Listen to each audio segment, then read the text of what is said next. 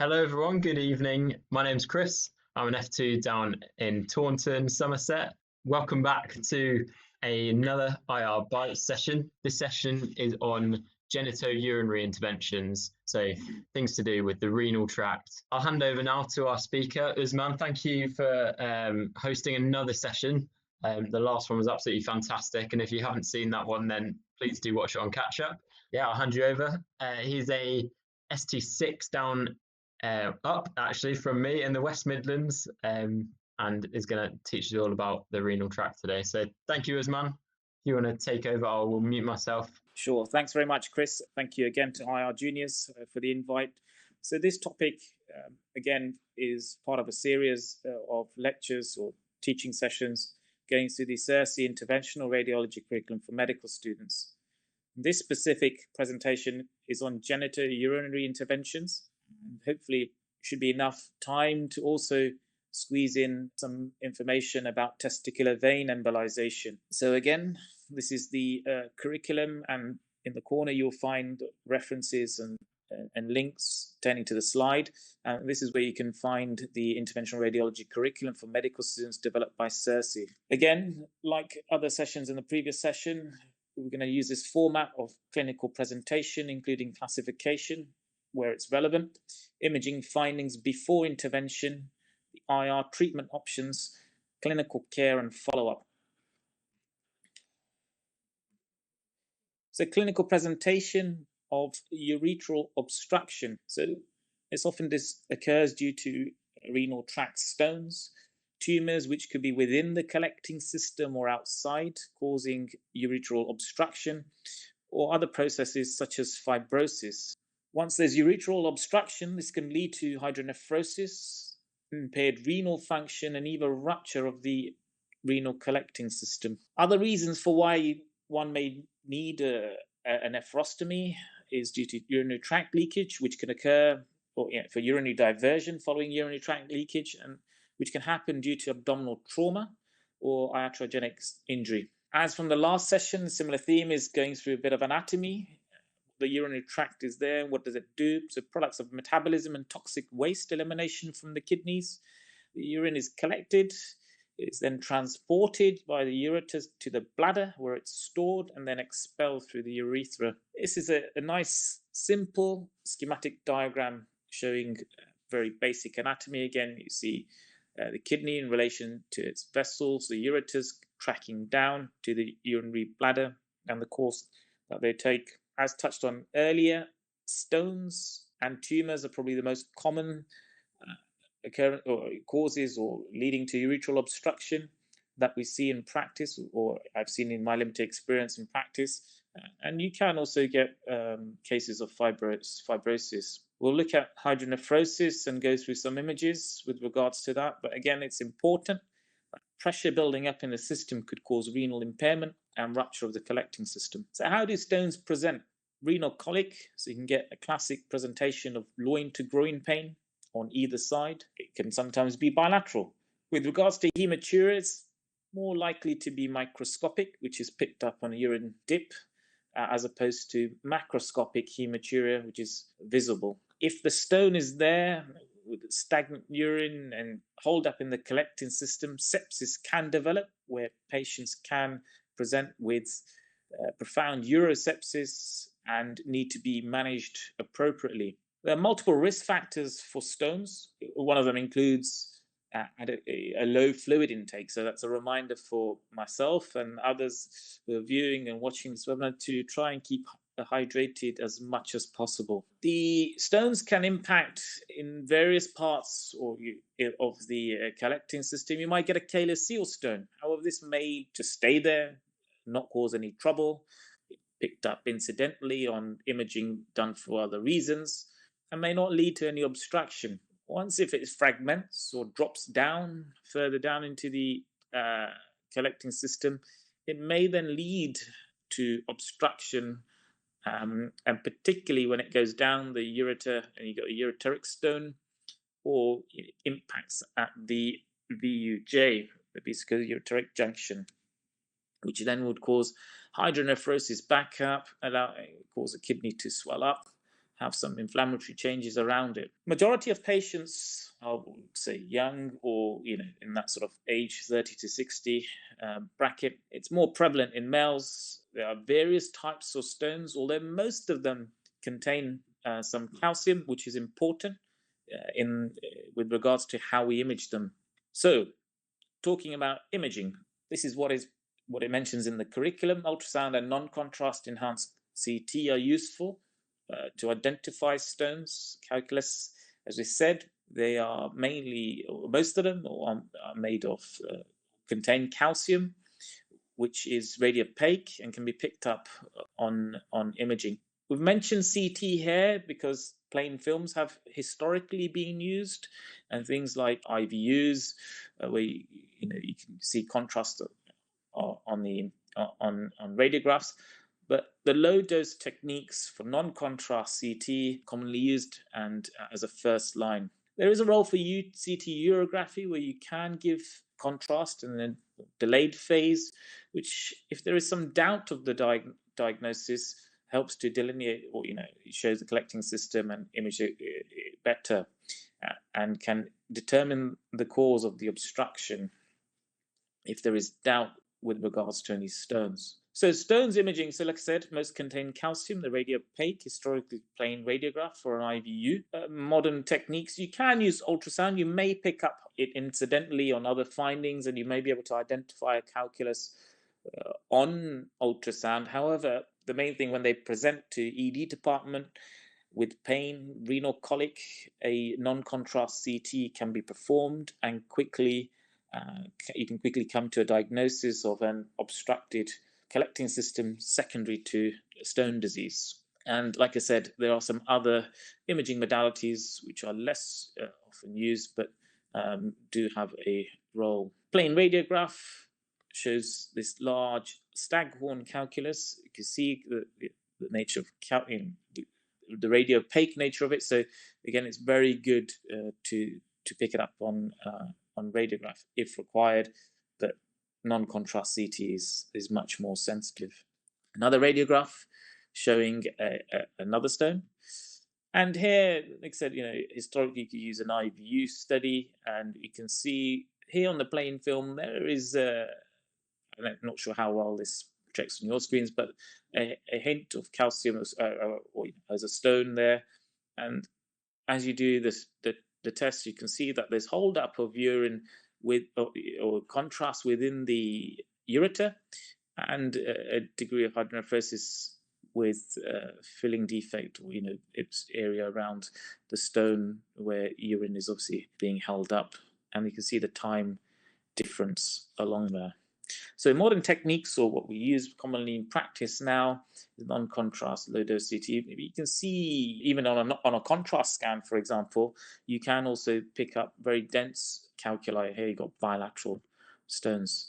Is another example of a calculus, and this is in fact in a horseshoe kidney. It's a configuration of the kidney here, which predisposes or increases the risk for renal tract stone disease. Another CT here showing a calculus impacting at the level of the right vesicular junction. I've briefly mentioned tumors. It could essentially be a topic or lecture in it of its own, but essentially, simple way to split up the tumors which may be causing obstruction are intrinsic tumors within the collecting system causing back pressure up to the kidney, hydroureter, hydronephrosis, or it could be extrinsic. There are other pelvic organs, structures within the pelvis or adjacent to the ureter, which can cause mass effect. Things like gynae malignancies are common in female patients, and even male urogenital malignancy, prostate cancer, for example, can, if it's massively enlarged, or colorectal tumors. So there are various tumors which can cause it, but a simple way to think of it is there something within the collecting system which is causing a tumor causing the blockage, or is it something outside? I mentioned fibrosis, retroperitoneal fibrosis. It's an uncommon fibrotic reaction, but we do see it. It can present with ureteric obstruction. Imaging, again, historic imaging, which on a plain radiograph here with contrast, you can see medial deviation of the mid-ureters, and that's a sign seen with retroperitoneal fibrosis. Again, modern techniques, or what we use more commonly now, CT, you can see this fibrotic reaction around, and this patient has had ureteric stents in the past, and you can just see them here as dots in the axial plane. And we will touch on the role of ureteric stents later on in this talk. Radiology is not pathology, but it's good to understand, or as much as possible, the pathology involved. So hydronephrosis is a specimen with hydronephrosis. To be a little bit pedantic or meticulous on terminology, there's hydronephrosis, dilation of the kidney, or hydroureter, just dilation of the ureter, and then there's hydronephrouretosis. But essentially, the main thing is that pressure causing dilation, back pressure on the kidney, which can lead to renal impairment, and the patient can become profoundly septic with these things. Hydronephrosis in itself can be congenital or acquired, but we're not going to touch on congenital in this talk, but it's more of the acquired causes. Ultrasound imaging, very good to identify hydronephrosis. It's, again, touching on the benefits of ultrasound. It's portable. You can take it, so patients profoundly septic in ED or ITU, you can take the machine over and you can easily identify hydronephrosis. And it is also part of the planning for and gaining access when performing a nephrostomy. So here you can see a large, or as in the collecting system is dilated, in keeping with hydronephrosis. CT imaging, again, dilated collecting system in keeping with hydronephrosis bilaterally in this image. Here on a single coronal sequence, again, you see hydronephrosis on this non-contrast CT, but you also see swelling of the kidney and some fat stranding changes around the perinephric. There's a lot of pressure and hold up of urine due to obstruction lower down. Rupture of the collecting system can happen, and you can get fluid around the kidney, and this is an example of that. And renal impairment is very important. These patients can have a significant drop in renal function in such a short period of time. Trauma and ureteric injury, so iatrogenic injury, but essentially, if we're looking at, you can see, there's a disruption of the ureter, there's extravasation there's contrast outside the collecting system in keeping with an injury, and that can happen with trauma or with regards to particular surgeries where they're operating close to the ureter, and it can be quite challenging. Unfortunately, the ureter can be injured that way. So, moving on to the IR treatment options. This is describing pretty much a nephrostomy. Ultrasound guided puncture is used to access the calyx. It can be done directly under fluoro guidance. However, ultrasound is used as the modality of choice, or in my experience anyway, to access a calyx and start the procedure that way with regards to safe access into the collecting system. So a nephrostomy catheter can be placed, which is a tube within the calyx or in the collecting system left in the renal pelvis, and that allows urine to be diverted in the case of ureteric injury, or relieve the pressure from the kidney in hydronephrotic situation, in hydronephrosis, and allow drainage, external drainage of the urine in the acute phase. A ureteric stent could potentially be placed in the same sitting, and we'll go through it later on and how we do that. But in a patient who's septic, you might want to hold off putting a ureteric stent in straight away, and you can do it as a two-step procedure.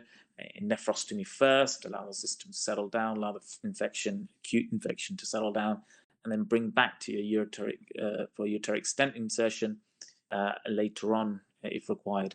But there are some instances where it may be done electively, or may be done in one step or in one sitting, where you can do a nephrostomy and a ureteric stent placement. Well, essentially the nephrostomy gives you access, and then from there you can and then place a ureteric stent. So what is a nephrostomy? Simple term, it's a nephros from the Greek kidney, ostomy forming a new opening where there's elimination of waste. And again, just saying the importance of interventional radiology in clinically managing these patients in a setting where this procedure can be done using an aseptic technique. So nephrostomies can be done at open. Well, we're not going to touch that, but our focus here is on percutaneous a nephrostomy insertion. Look at some of the indications, which we have covered to some extent. Obstructed system, importance of consenting a patient, and also this is just going to principles of consent as well, including all available options, including doing nothing. With regards to stone disease, there may be option to do a retrograde stent by the urologist, where they go retrograde again, meaning against the flow of the urine, so bottom up. And we often do it antegrade, so in the direction of the flow of urine, so from the top down. Antibiotics is very important prior to proceeding with nephrostomy, particularly in septic patients. Have them optimized in terms of their sepsis care. These patients can be profoundly sick, and may warrant HDU, intensive care input as well.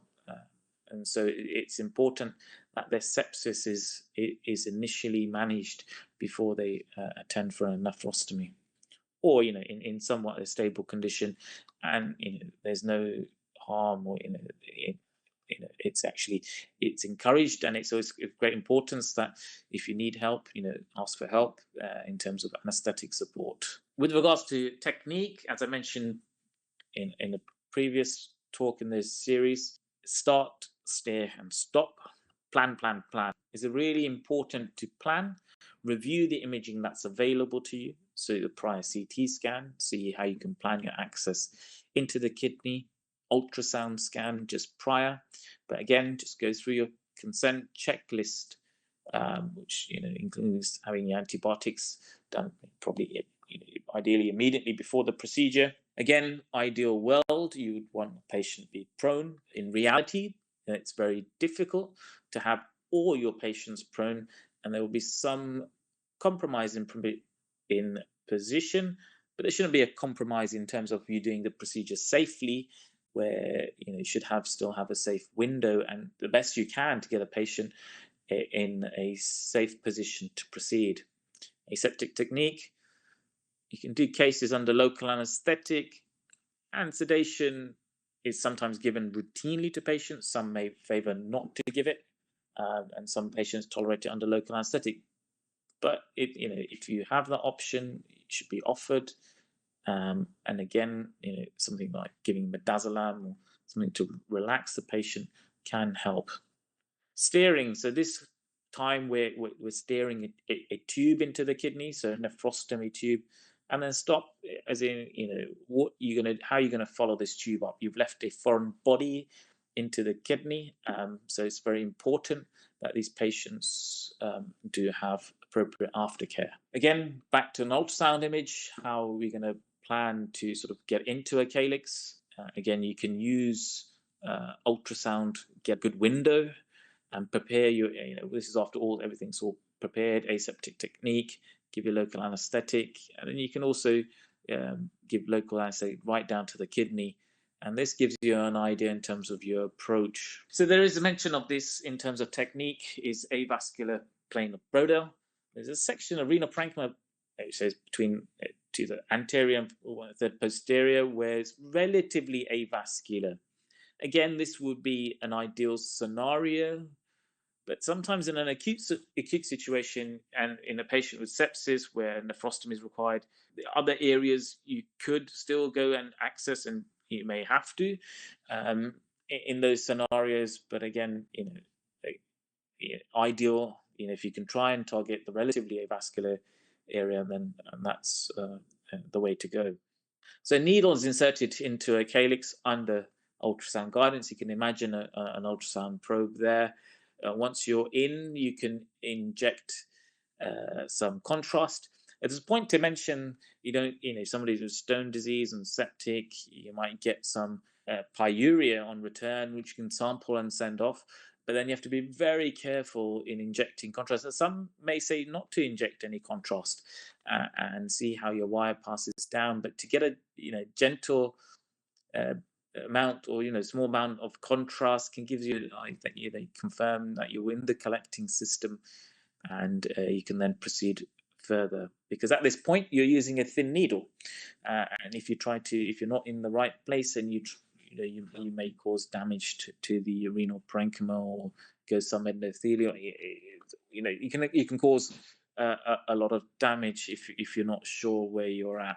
Next step, again, this is part of the Seldinger technique, which I have explained in a previous talk. Once you've got your needle in, you can put a wire through. Ideally, again, you want to try and go down to the ureter and place the wire, and the needle bit will come out, and you're left with safe access wire. You could potentially dilate the tract if required. If sometimes it's very difficult in terms of the tissue planes that you're going through, but ultimately, final position here, you can leave the pigtail part of the catheter locked within the renal pelvis, and then you can attach a urinary bag, a drainage bag, and monitor urine output. Initially, you may find some blood-stained urine, which is in fact normal, and then it clears within a day or two. This is an example of a drain with a pigtail logging. We call it a nephrostomy tube. Often, some of these drains are multi-purpose and can be used in other parts of the body. Okay, so the next step or next part of the curriculum mentions is ureteric stenting. I've already touched about in terms of flow. Retrograde is the remit of urologists. We're going to touch here on antegrade ureteric stenting, and this is just a plain radiograph showing bilateral nephrostomies, and you've got these bilateral ureteric stents, J stents or JJ stents. There are various names, but essentially it's a tube from the renal pelvis down into the bladder and allowing passage of urine past the obstructing area. So it creates a passage down to the bladder. Some fancy using the scanner and stuff. Again, it might be seen as a gimmicky thing, but that's what ureteric stents can look like. Why do we do them? You can get strictures along the ureter, and you're getting hold up of urine blocks. There's so many indications for it, but essentially, again, is to try and restore urine drainage from the kidney down to the bladder through its natural course as close as possible. How do we do it? So if we go back, so in terms of when we initially put the needle into the calyx, again, put down a lower calyx. It may be reasonable you might have to go through interpole, you may have to go through the upper pole, and this is what I probably want to touch on when we're talking about sheaths is PCNL, tennis nephrolithotomy, which urologists pretty much can do, but IRs can be involved in terms of access. Again, that takes meticulous planning because you're putting larger sheaths in. With regards to ureteric stents, there could be 6 French, 8 French, you can use 9 French sheath, you can use a standard sheath, you can use a peel-away sheath. But the point is, once you've got access or the patient's coming back, you can put a wire that you use to exchange over through your nephrostomy tube that's already in place, or from the initial puncture or access through another tube, and secure access with a sheath. And talking about steering here, you want to find pick a suitable catheter to get your way down from the renal pelvis past the stenosis or stricture into the bladder, and again using a suitable wire. This is an example of a ureteric stent. Once you've got safe access into the bladder, you've navigated your way through, you can then deploy a ureteric stent. It does come with strings, which you cut one end and you carefully Cargan or back for the method of deployment. Again, going into the intricacies and the details of deployment, I'd strongly encourage you and advise you to go and find on placement your interventional radiology department. Find out when the ureteric stents are on or when they're booked up.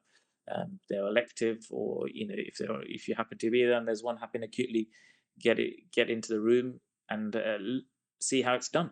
I've put this image here as a radiograph. What I'm trying to show here, I mean, you've got the ureteric stent, but is this other tube here? You may think, why are we leaving a nephrostomy tube in? It's known as a covering nephrostomy tube to allow, again, the system to heal, allow the stent to work, and give it time. It may initially be capped off, or it may be left on free drainage for a couple of days and then capped off. And seeing how the patient gets on in terms of their clinical course and their biochemical markers, and seeing how their renal function is doing, that nephrostomy or covering nephrostomy tube, which is often a non-locking tube, can then be removed. And in terms of removal, which I will touch upon later on as well, in terms of follow-up, is that it's really important that that also be done under fluoroscopic guidance, because you do not want to try and pull out a tube. It catches onto the ureteric stent, and you're causing unnecessary pain and then almost pulling out the ureteric stent. So that's of great importance. And here you can see, once functioning, you can leave them in situ. You've got a couple of ureteric stents. So in terms of follow-up, that moves it nicely. So patients should be observed overnight, as it says in the curriculum. In terms of bed rest, they may start mobilizing after a few hours if everything's gone all well and it's a smooth. Some nephrostomies may be much more challenging or require closer period observation after the initial nephrostomy placement. The nephrostomy catheter should be exchanged at least 6 months, or if it malfunctions, we'll just touch on that here. But initial care for nephrostomy, ureteric stent, how are we doing this? We've done a 1-step, 2-step. You look out for early complications: pain, infection, bleeding. Bleeding is important. We don't always see the blood vessels, or you may not have gone through a relatively avascular plane, and so you've got to watch out for bleeding. Sepsis, patient with stone disease, they can become profoundly septic, and have a septic shower, and that's very important to pick up early and manage. Ureteric stents can get encrusted and blocked. The tubes can fracture, they can move around, etc. But just watch out for the immediate, and later complications.